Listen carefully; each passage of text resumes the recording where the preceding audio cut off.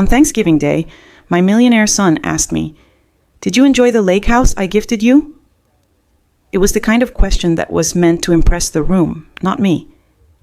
His voice had that performative warmth, loud enough for everyone around the table to hear, eyes glinting with the pride of a man who thought he'd done something grand.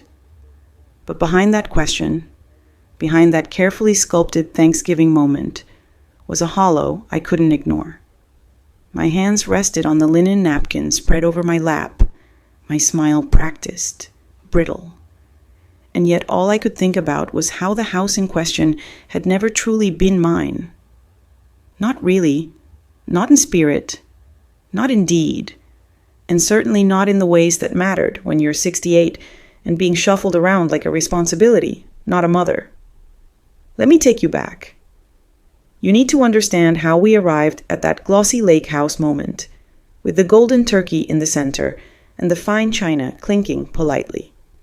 Because that question, "Did you enjoy the lake house I gifted you?" wasn't a gesture of love. It was a chess move, a line rehearsed in front of a mirror, a performance designed for applause, not affection. And like so many things in my son's adult life, it was meant to control the narrative, not to understand mine. My name is Elaine. I'm a retired high school librarian, a widow, and a woman who used to think love, especially the kind you pour into your children, was a seed that bloomed in return. I raised my only son, Brandon, in a small colonial home just outside Charlottesville, Virginia. That home, scented with cinnamon in the winter and honeysuckle in the spring, was where I bandaged scraped knees, stayed up nights editing his college essays, and held space when he cried over breakups or bombed interviews. My husband, Raymond, passed when Brandon was just 26, and from that moment on, it was always just us two. Or so I thought. Brandon was a brilliant boy, calculated, ambitious, the kind of child who knew how to spin a story to his advantage even in elementary school. I saw early signs, the charming way he'd tilt his head when lying, how he could mask disappointment with a smile so convincingly that even I fell for it. Still, he was my boy. And I believed that underneath all that polish, he had a heart like his father's. Steady, loyal, loving. But success did something to him. Or maybe it simply revealed who he was always going to become. He rose fast in real estate, building his empire before he turned 35. He wore Italian shoes and drove foreign cars, flew me to his beach weddings, there were 2, and gifted things more than he gave time.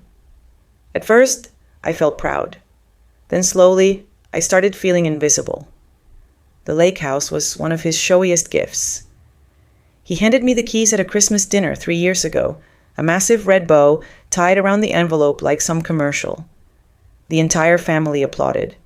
His wife, the second one, Ashley, beamed beside him, her phone already filming.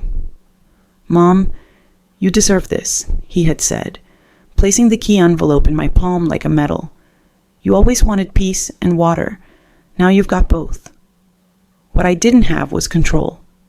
I never asked for the house. I never even picked it. And when I tried to plant roses along the back patio, a property manager texted me to ask if I'd gotten pre-approval. The deed, I learned later, was in Brandon's name. My name wasn't anywhere on the paperwork. Legally, I was just a tenant, an elderly guest in a place supposedly gifted to me out of love. My heart cracked a little every time I tried to believe that house meant something more. And on that Thanksgiving Day, with Brandon holding court at the long oak table in his modern farmhouse mansion, surrounded by his business partners and socialite friends, he brought up the lake house not to honor me, but to remind everyone of his generosity. It was performative. Everything in his world had become that, including me. What stung more than his calculated comment was the way people around the table responded. They chuckled, they nodded, someone clapped. Not a single person noticed how I lowered my eyes. Not even Ashley, who had once told me I was like a second mom to her. She just sipped her rosé and looked away as though my discomfort would ruin the aesthetic of the evening. But this time, something inside me shifted. I wasn't the same quiet Elaine who used to smile politely and swallow the discomfort. That night, I replayed every subtle insult, every boundary crossed, every moment I was treated like a decorative heirloom instead of a mother. And as the fire crackled and laughter continued around the table, I began quietly planning something I never thought I'd do. Because sometimes gratitude isn't real unless it's given freely. And sometimes the only way to reclaim your dignity is to take back what they assumed you'd never dare. I didn't sleep much that night after the Thanksgiving dinner. I sat in the guest room Brandon had insisted I use whenever I visited. A pristine, overly decorated space that looked like it had been designed for a catalog shoot, not an aging mother. The sheets were cold. The lavender pillow spray was synthetic. And on the wall, framed in sterling silver, was a photo of Brandon and Ashley standing on the steps of their mountain lodge, smiling beneath fireworks, with the caption in neat cursive, "Built from grit." There was no photo of me anywhere in that room. No hint that I belonged in this house, or even mattered beyond the role of spectator. I stared at the ceiling fan spinning slowly above me and thought back to the first time Brandon called me Mom in a tone that felt like branding. Not love, not warmth, just possession. It had been 2 years earlier when he'd introduced me to a group of investors as the woman who kept me alive on ramen and dreams. Everyone laughed. I had smiled. Then too, out of habit. But I remembered the hollow ache that followed me into the restroom that evening, how I sat on the closed toilet lid, just breathing until I could straighten my back again. I was a person once. I had dreams too, before I became someone's mother. I loved books, taught American literature, kept a diary for years, and once thought I'd write my own someday. I used to walk barefoot across the lawn after summer rain just to feel the softness of the world. But over the years, my identity had quietly eroded into roles. Wife, mother, grandmother, dependent. And when my husband died, I didn't just lose him. I lost the buffer, the one person who never made me feel like a burden. Now, my son's wealth had become my cage. Everything was framed as generosity, but nothing ever came without a string.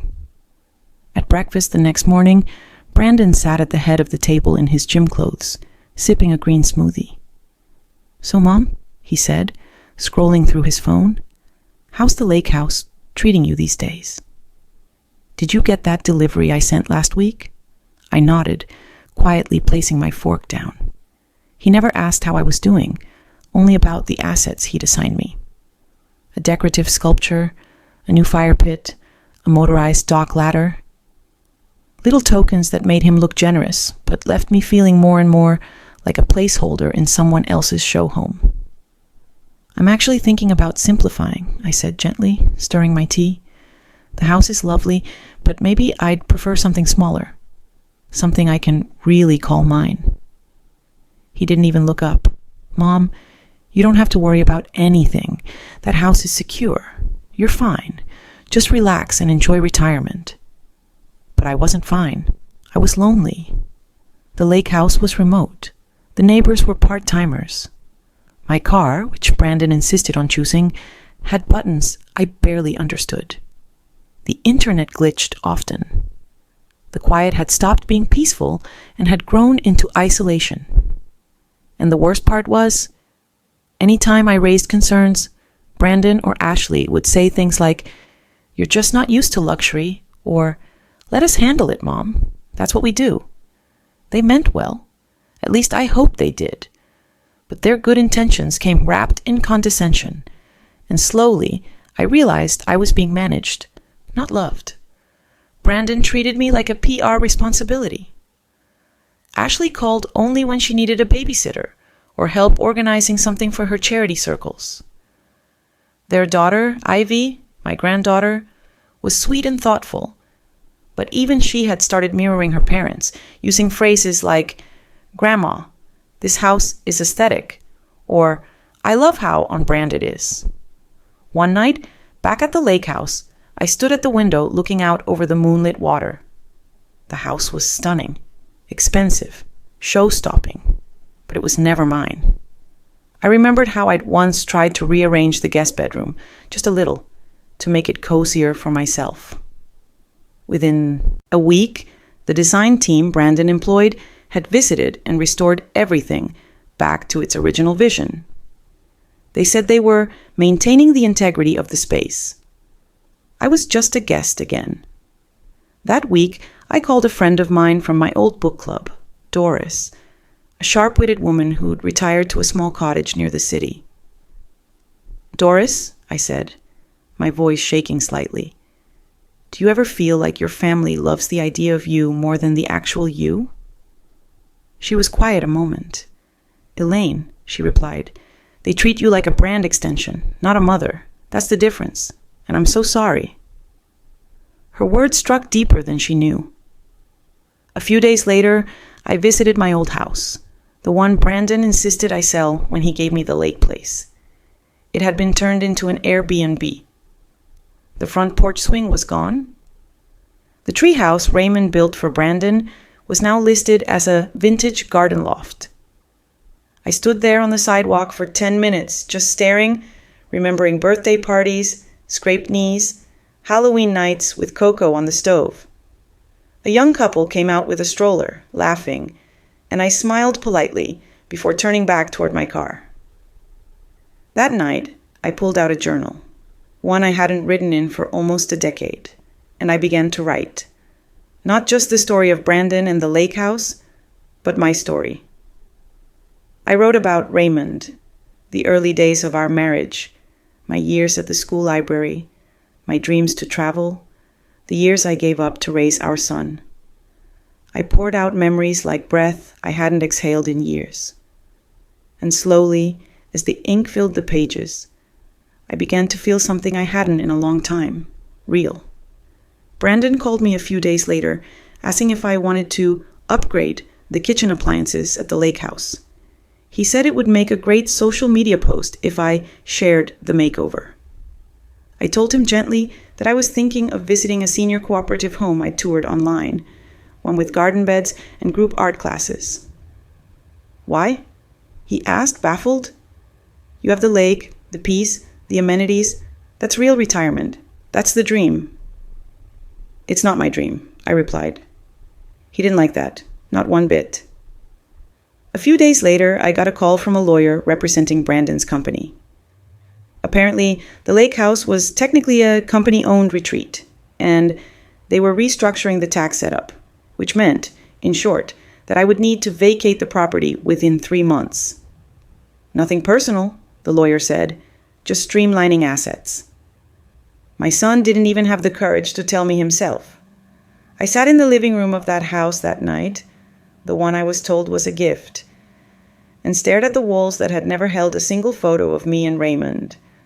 A fire crackled gently in the stone fireplace, but the warmth never reached my bones. I didn't cry. I didn't shout. I simply sat. And I remembered the quote Brandon once framed in my old home office. "You taught me strength, Mom. I'll never forget it."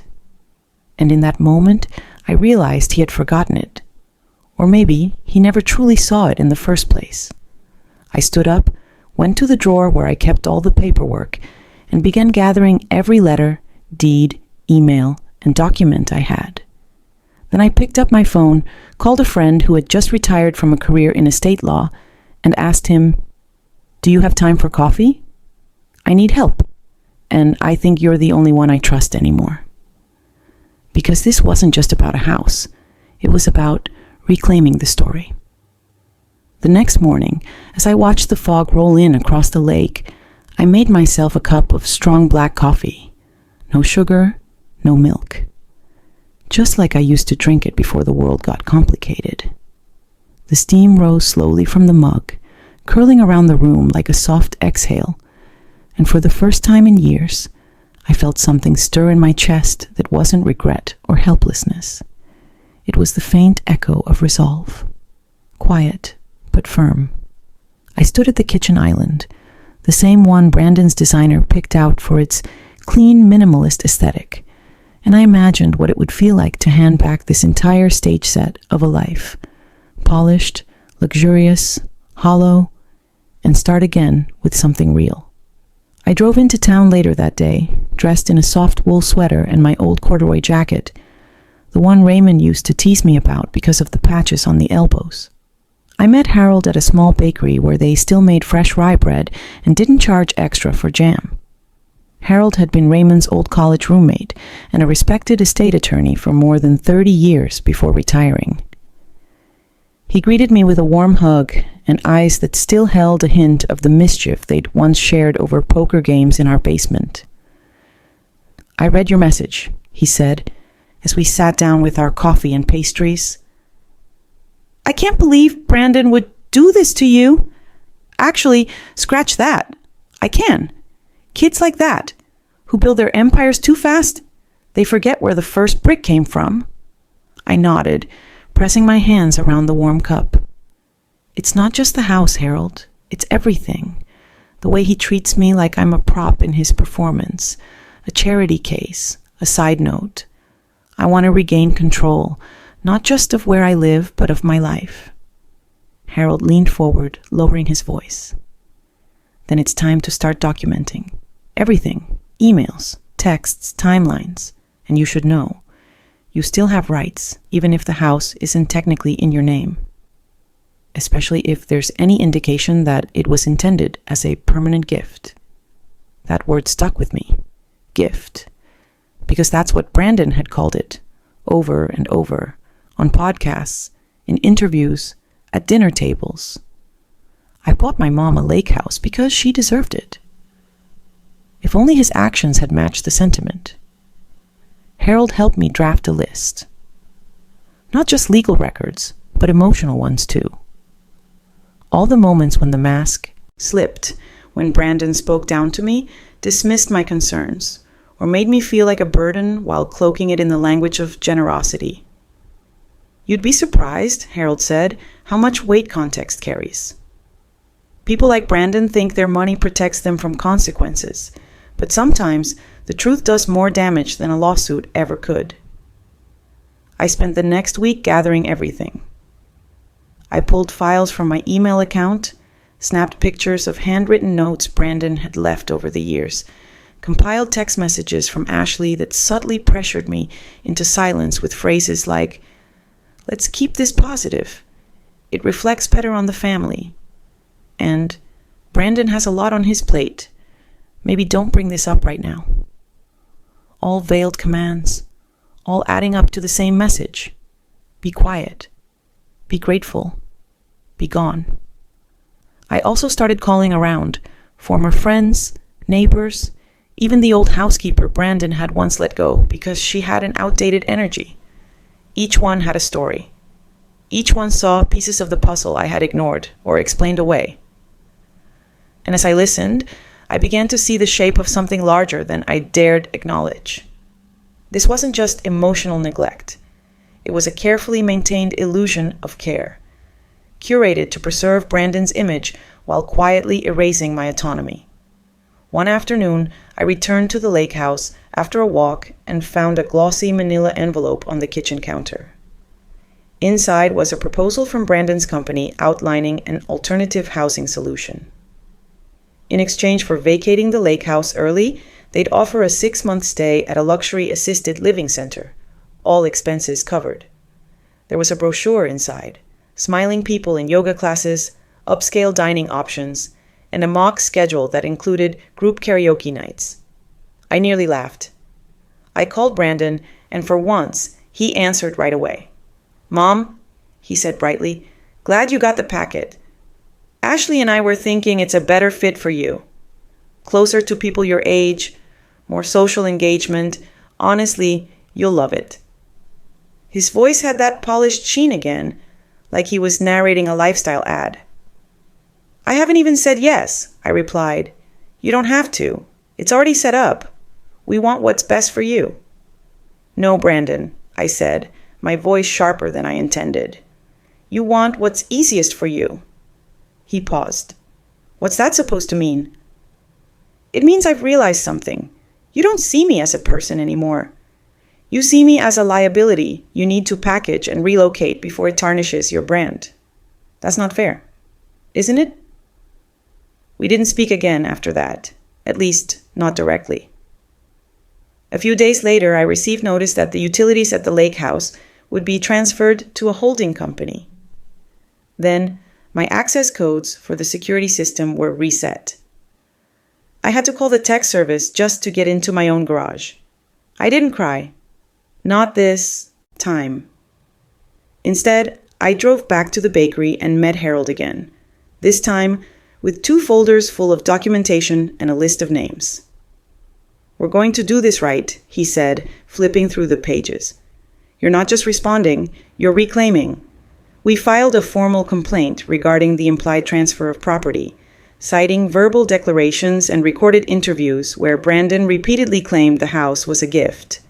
We also began preparing a public statement, not for the press yet, but as a backup, in case things escalated. I wasn't trying to ruin my son's career. I just wanted him to remember that beneath the layers of money and marketing, there was a woman who had carried him through every fever, every heartbreak, every failed audition and bruised ego, one who still deserved dignity. The next storm came quietly.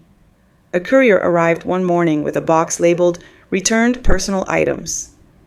Inside were framed photos, a scarf I'd left in Brandon's SUV, and the handmade Christmas ornament Ivy had once given me. A paper angel with "To Grandma, with love," written in glitter. Its wings were bent, the head had flattened, and at the bottom of the box was a note in Ashley's handwriting. We believe this is the best path forward for everyone. I sat down on the floor of the living room and placed the angel in my palm. I didn't cry. Not yet. But my chest ached with the hollow weight of what used to be. And then, like a tiny ember sparking to life, something unexpected happened. The phone rang. It was Ivy. "Grandma," she whispered, "Mom and Dad say you're on a big trip, but I saw your email to Dad. Are you okay? Are you really not coming back?" I paused, swallowing the lump in my throat. "Sweetheart," I said gently, "I'm just trying to find a place where I can be happy, where people see me for who I really am. Can I visit you?" I smiled. "One day soon, I hope." That night, I took out my journal again and wrote a new entry. Not about Brandon, not about the betrayal, but about Ivy. About the way her eyes reminded me of Raymond's. About the hope still flickering in that young voice. And about the future I hadn't yet given up on. Because this wasn't just about one Thanksgiving. This was the long unraveling of silence, and I was no longer afraid to speak. The morning after that dreadful Thanksgiving dinner, I sat by the frost-tipped window with a steaming cup of coffee that didn't seem to warm me at all. My hands wrapped around the mug, but the warmth didn't reach my bones. I couldn't stop replaying every moment from the night before. Nathan's proud voice, the way Jenna had twisted her diamond ring while she smiled, as if nothing were wrong. The condescending tone in their voices as they flaunted what they'd given me. And worse, the realization that my name wasn't even on the deed. I was just a guest in a house that wasn't mine. A silent, aging woman they could shove off whenever they chose. I hadn't raised Nathan to treat people this way. I hadn't worked 2 jobs and gone without vacations and new clothes for years just to see him grow up and become someone who thought money replaced love, or that control replaced respect. I thought about the small things I used to love. How Nathan would pick wildflowers and present them in chubby little fists. How he'd ask for one more story at bedtime, even when he was too old to need them. And now here I was, replaced by luxury, by status, by the woman who seemed determined to erase me from his life, even as she smiled and called me Mom. There was no warmth behind it, just performance, just appearances. I sat there staring out at the icy lake, the same lake Nathan said was mine to enjoy. But how could I? How could I walk along the shore and pretend this was a gift when in truth it was a leash? Long enough to make me believe I had freedom, but tight enough to yank me back into place the moment I stepped out of line. Later that day, I began searching the kitchen drawers, not for anything specific, but almost as if by muscle memory. I think I was looking for a sense of ownership. I found nothing that said this was my home. No handwritten notes, no familiar mugs, not even a single recipe card in my handwriting. Everything was curated, styled, magazine perfect. Not one item felt like it had a story. Not one thing held history. I walked through the house like a guest who'd overstayed. When I opened the closet in the guest room I'd been sleeping in, yes, the guest room in the home supposedly given to me, I noticed something chilling. Inside was a set of luggage, not mine, brand new with tags, monogrammed, Jenna's initials. It struck me like a slap. This wasn't a lake house for me. It was a backup plan, a future rental, a convenient excuse, a way to say we tried, when really they never meant to keep me here at all. I was the temporary occupant, the filler. Something shifted in me that afternoon. I stopped crying. I stopped waiting for the apology, for the magical return to the son I once knew. Instead, I began taking inventory, not of the house, but of myself, of what I still had. My dignity, for one, my memory, my ability to make decisions, even if everyone around me treated me like someone who needed to be managed. I had my mind, and my silence, and sometimes silence can be more powerful than screaming. I picked up my phone and dialed my old lawyer. We hadn't spoken since before David passed, but I remembered the sound of his voice, direct, patient, and always respectful. I think I need to make some changes, I said when he picked up. And though I didn't explain right away, he understood. Let's set an appointment, he replied calmly, no questions asked. That's when I knew I wasn't going crazy. I was just finally waking up. The next few days, I played the part Nathan and Jenna expected. I smiled during brunch. I laughed politely at their stories. I even thanked them again for the lake house. But inside, I was sharpening my tools. I was listening, observing, watching how Nathan let Jenna lead every conversation, how she corrected me when I spoke, how she rolled her eyes when I asked about Ava, their daughter, my granddaughter, whom I hadn't seen in over a year. Every detail became fuel. Every gesture added to my quiet resolve. I stopped questioning whether I was overreacting and started wondering how many times I had minimized myself in their presence just to keep the peace. That was the most bitter realization, how much of myself I had erased just to be tolerated. One evening, while they were out at a charity dinner, the kind they went to so they could post pictures and prove how generous they were, I wandered into the office upstairs. It was locked, of course, but Nathan had never changed his password from the old 4-digit code he used as a teenager. I tried his birthday. The door clicked open. Inside were boxes of files, documents, financial ledgers. I didn't touch anything for a while. I just stood there, the weight of betrayal wrapping around me like a heavy coat. But then I saw it. The folder labeled LLC: Blue Haven Rentals, and inside, multiple properties, including the lake house, not in my name, not even a mention of me in any of the documents. It was listed as an investment property with projected short-term rental income, marketing plans, and even a draft of a listing to be uploaded to rental websites. I felt a chill run down my spine. This wasn't just neglect. This was premeditated. I didn't take any files. I didn't need to. I took pictures, every page, every signature, every bullet point describing how the property would appeal to Urban elites looking for nature escapes. I emailed it all to myself. Then I closed the folder, locked the office, and returned to the guest room. My heart beat so loudly, I was sure they'd hear it when they came home. But they didn't. They just breezed in, laughing about someone's outfit at the gala, oblivious to the fire building inside me. That was the moment I stopped feeling hurt and started feeling angry. The next morning, I went for a walk by the lake. I looked out at the dock and thought about how easily I had fallen for their performance. The house was beautiful, yes. But it wasn't a gift. It was a cage dressed in luxury. I took a long breath and made my decision. I wasn't going to confront them just yet. That would give them too much time to spin a story, to manipulate. No, I would gather everything I needed. And when I was ready, I would strike in silence, just like they had. That following week, the lake reflected more than just the trees and sky. It became a mirror of my stillness, my restraint, my mounting clarity. Every quiet morning, as I drank the same tasteless coffee from the pristine white kitchen that never felt like mine, I planned. Jenna flitted around the house in her polished silk robes and barely noticed when I didn't answer her passive-aggressive questions.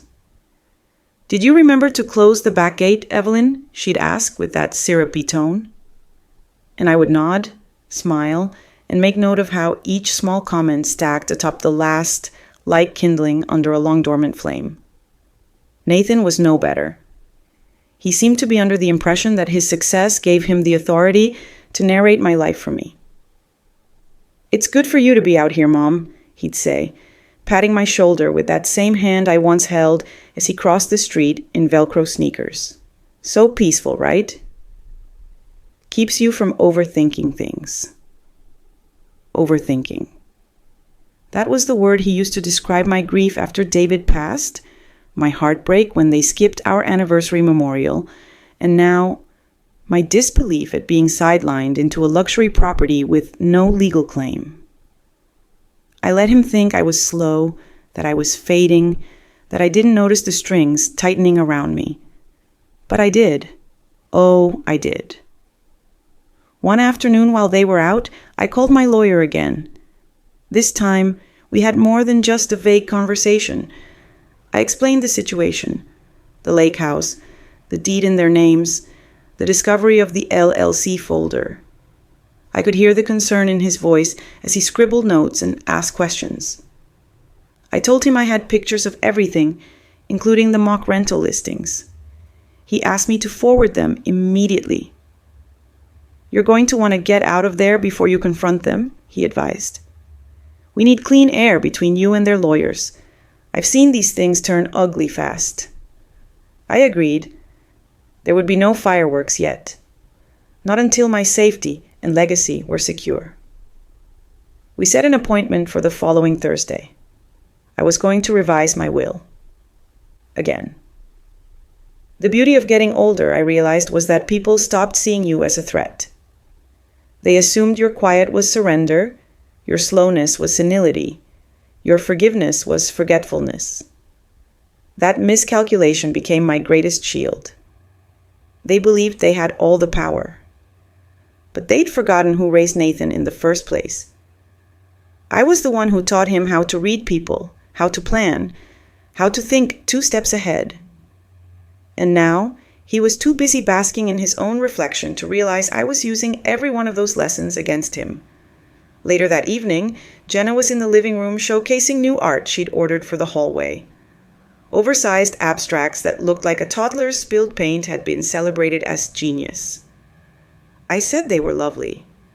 She beamed and poured herself a second glass of wine. That's when she turned to me and asked, as if remembering an afterthought, "By the way, do you mind heading back to your place in the city by the end of next week?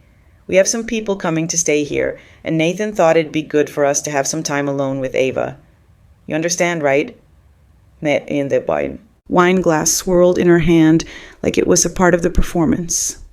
I could have screamed, I could have cried, but instead I smiled. and nodded slowly. "Of course, dear," I said with a sweetness that surprised even me. "Thank you for letting me stay as long as you did." That night, I packed quietly. Not everything, just enough to make it look like I was retreating gently into the background. But I didn't go back to the city. Instead, I stayed with an old friend, Helen, my college roommate, who had a quiet home and an even quieter manner of helping people rebuild without asking too many questions.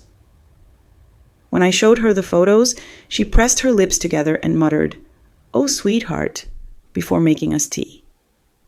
From her cozy sunroom, I crafted my next steps. First the lawyer, then the accountant, then my investment advisor, the one Nathan thought had been fired after David passed. He hadn't. He'd simply been waiting for me to re-engage. And when I did, he assured me that every account in my name was still intact, untouched, and capable of sustaining a very different future than the one Nathan and Jenna imagined for me. Days later, back at the lake house, Nathan called. "Hey, Mom, Jenna said you left already. Everything okay?"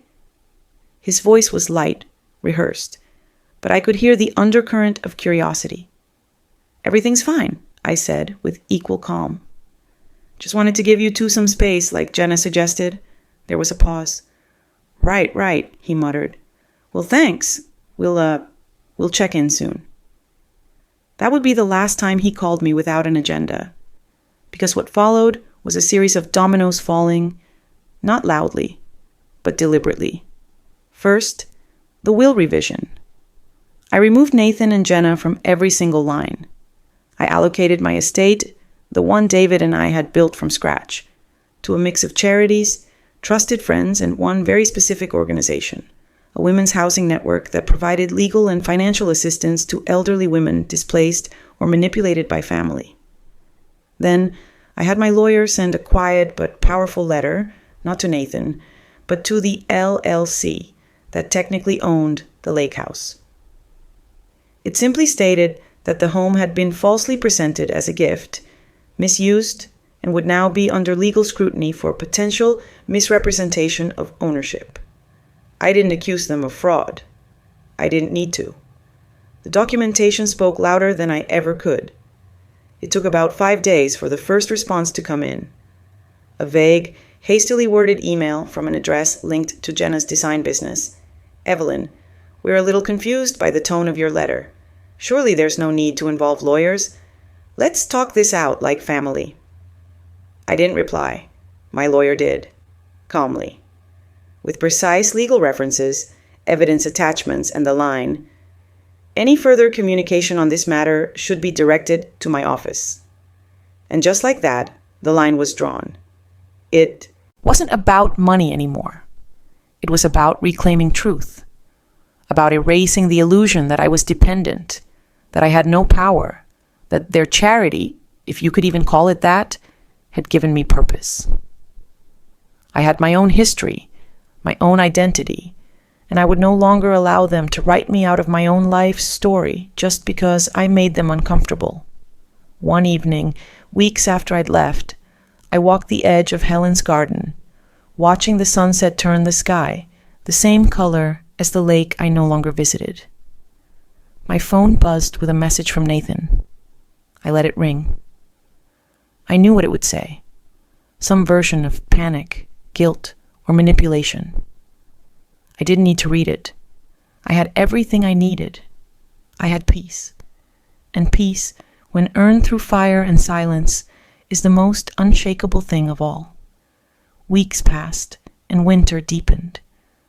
Snow blanketed Helen's yard in a quiet hush that reminded me of the stillness I used to crave when Nathan was a boy. That time of night, just after his bedtime stories, when I could sit with a book, my feet up, the dishwasher humming in the background. That rhythm had been stolen from me slowly over the years, replaced by loud holidays where I was more hostess than guest. Birthdays where Jenna orchestrated everything down to my outfit, and dinner tables where I was asked to stay quiet while the adults discussed investments. I didn't mourn those occasions now, not anymore, because something had finally shifted inside me. Not just the anger or the resolve, but the weight. It had lifted. I received another letter in mid-December, this one from the legal representative tied to the LLC. It wasn't angry, not yet, but it was formal, urgent, and defensive in tone. "We'd like to avoid unnecessary conflict," it read. "Please clarify your intentions and understand the property is under our management per agreed documentation." That phrase, "under our management," felt like a slap. They'd always seen me as a tenant. Even when Nathan handed me the keys with a smile, it had never really been a gift. It was placement. A PR move to quiet the guilt of their neglect and gain a few social points with their circle. "Look how well we take care of Mom." My lawyer responded without delay. He referenced state property laws, the misrepresentation of gifting, and the marketing evidence of short-term rentals in the LLC's name. He made no threats, just clear professional assertions that their use of my presence as a prop in their financial strategy would no longer go uncontested. When I read the letter, I sat back and smiled for the first time in days. It was not revenge I was after. It was dignity, mine. It wasn't long after that when Jenna sent a direct email to my personal address, bypassing her lawyer and dropping the Syrupy Act entirely. "This isn't how families handle things, Evelyn. You're making this so dramatic. You know Nathan didn't mean for it to be like this. Can we just move forward and stop with the lawyers? It's embarrassing." I stared at her words, all folded in manipulation and shallow sentiment, and marveled at how easily people use the word family as a muscle. They weaponized it, not as a bond, but a leash. I closed the email without replying. Christmas came. For the first time since David died, I didn't spend it with Nathan. I didn't bake the pies, didn't bring out the antique ornaments, didn't sit quietly in the corner while Jenna's family took up every inch of the house I once called a home. Instead, I stayed at Helen's, who pulled a spare table into her front room, lit candles that smelled of oranges and cloves, and invited 2 other women she knew, both widows, both former caretakers now finding their own voices again.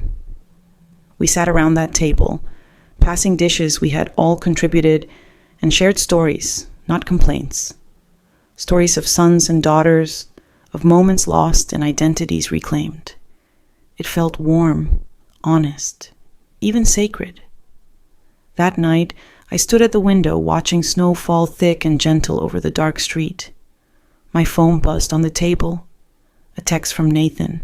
"We missed you today. Ava asked about you." That name, Ava, pierced deeper than I expected. I did miss her. That sweet girl who used to crawl into my lap and ask me to sing the same lullaby her father once loved. She hadn't called in weeks. I imagined she didn't know what was happening. Children that age were kept in the dark when adults made power plays. I stared at the message, thumb hovering over the reply button. Then I closed it. Not out of cruelty, but clarity. Ava would find me again one day, not as the version Jenna painted, but the woman who loved her with a heart so fierce it refused to be packaged and stored away. In early January, Helen handed me a manila envelope that had arrived in her mail slot. It was forwarded from the Lake House address, unopened. Inside was an invitation to a spring charity gala hosted by Nathan's company. My name was printed elegantly on the front, with special guest, donor matriarch, underneath. There was even a short letter, clearly drafted by Jenna, inviting me to represent the family's legacy of giving. I sat in silence for a long time after reading it. Legacy, that word. They wanted my presence to decorate their image, even now, even after all the silence. Not my voice, not my story, just my legacy. A name on a donation slip, a photo at a table, a smile that masked the hollowness. I didn't RSVP. Instead, I made a decision. A few days later, I filed an official complaint with the county, not just about the house, but about the LLC's operation on residential property without proper zoning. I included evidence of rental advertisements, guest complaints, and permit discrepancies. Then I notified the HOA, attaching the same information. Let them explain how the lake house, the supposed gift to a grieving mother, was being rented out to strangers for holiday weekends while I was shuffled off like a seasonal fixture. Within 2 weeks, their LLC was under formal review. Silence followed. Then, on a particularly crisp Sunday morning, I walked into a cozy church gathering with Helen, one I hadn't attended in years, and found myself surrounded by faces who remembered the woman I used to be before grief dulled my edges. There was strength in that space, not the loud kind, the kind that comes from being seen again, not for what you've endured, but for who you are beneath the dust. I started volunteering with a small legal outreach group that helped elderly women like me navigate estate law and housing rights. I shared what I could, quietly, honestly, purposefully. And each time I saw another woman's eyes widen in realization, I felt the scaffolding of my soul rebuild itself a little more. It was around that same time that Nathan called again, this time leaving a voicemail. His voice was strained. "Mom, things are getting out of control. We just wanted to do something nice for you. I don't know why this is becoming such a war. Can we talk, please?" His please wasn't sincere. It was weary. It was the kind you say when the consequences of your actions finally circle back around. I didn't return the call, but I did make one final move. With my lawyer's help, I purchased a small, warm condo in a town not far from Helen's. It wasn't extravagant, but it was mine. Every inch of it, every page of the deed, every line of the mortgage-free statement. I painted the walls in the soft greens David once loved, framed our old photos, and planted a tiny garden of rosemary and mint outside the kitchen window. And then I sent one certified letter to Nathan and Jenna. Short, director, legal, final. Please remove my name, images, and likeness from all future marketing, fundraising, or public materials related to your business or family events.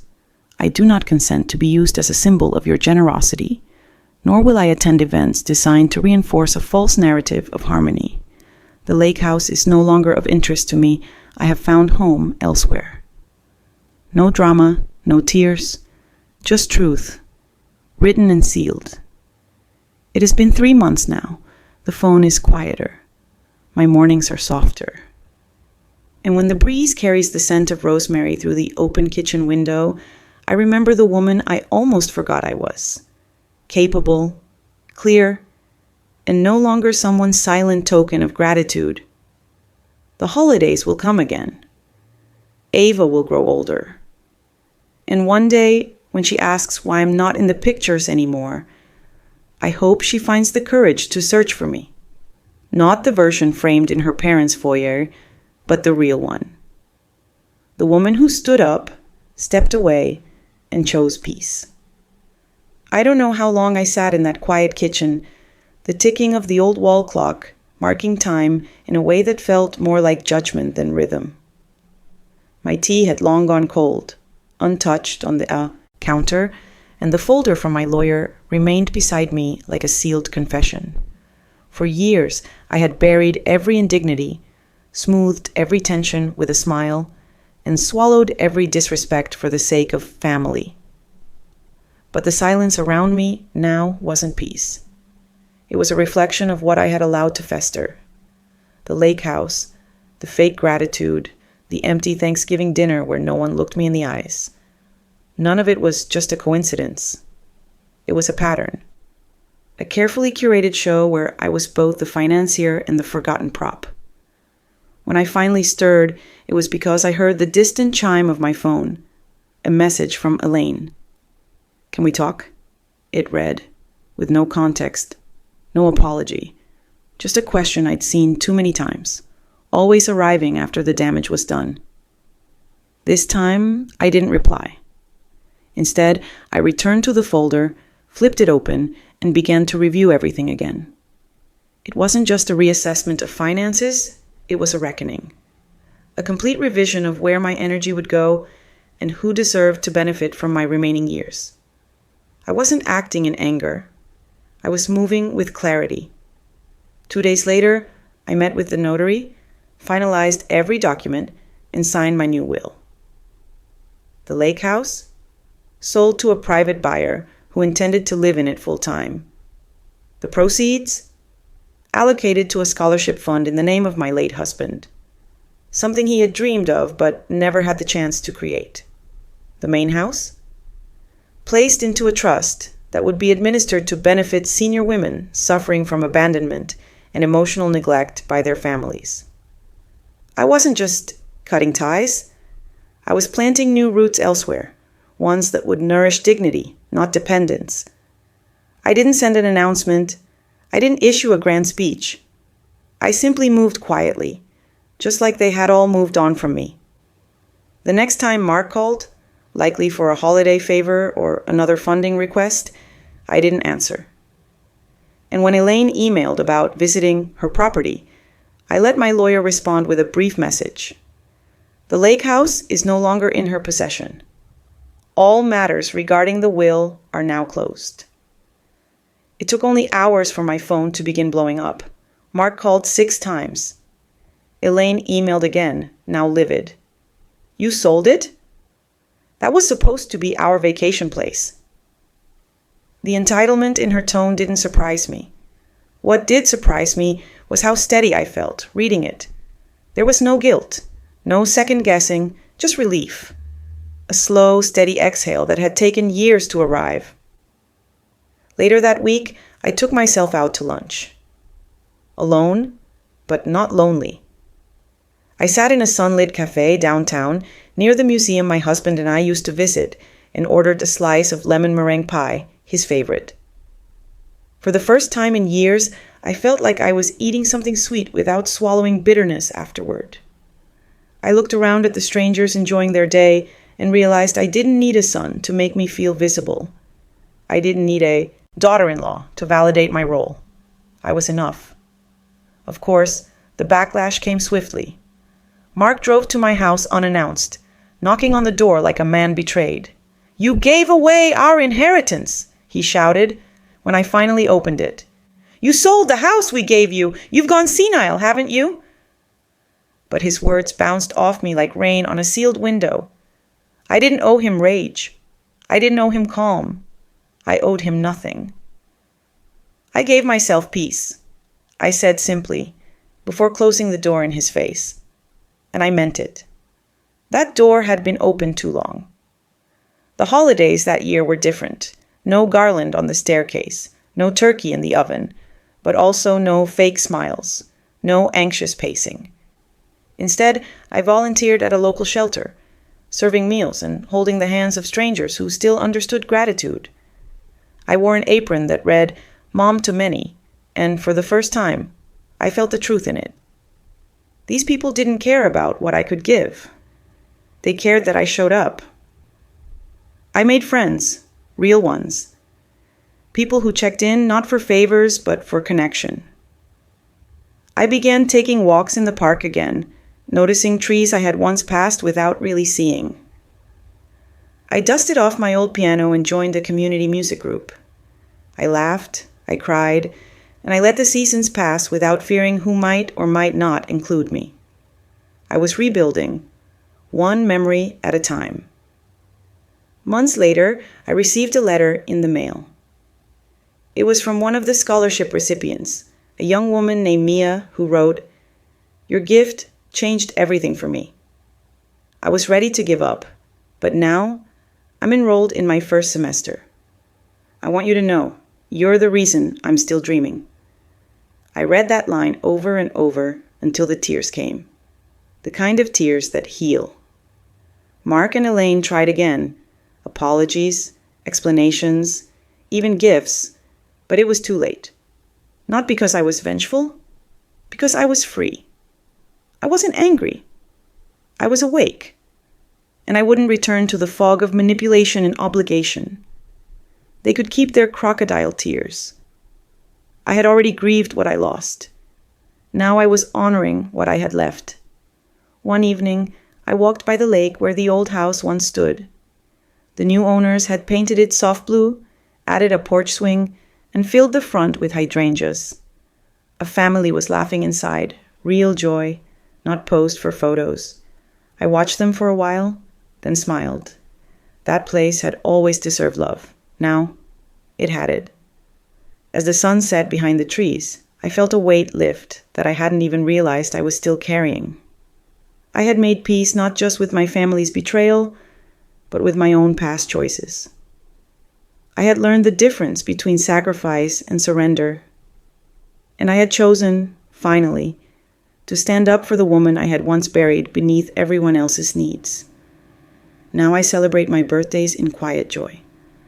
I light a candle, pour a glass of wine, and toast to resilience. Not everyone deserves a seat at your table, especially when they only show up to eat. To those listening, if you've ever felt forgotten, invisible, or used, know this. Your worth isn't defined by who shows up for the party. It's in the light you carry, even when no one else sees it. Reclaim that light, guard it, and never again apologize for shining too brightly for those who chose to look away. And to everyone who's walked alongside me through this story, thank you. If it touched your heart in any way, I invite you to share it, leave a comment, or simply carry its message with you. You never know who might need to hear it next. Until next time, take care of your heart. It's been through more than it lets on.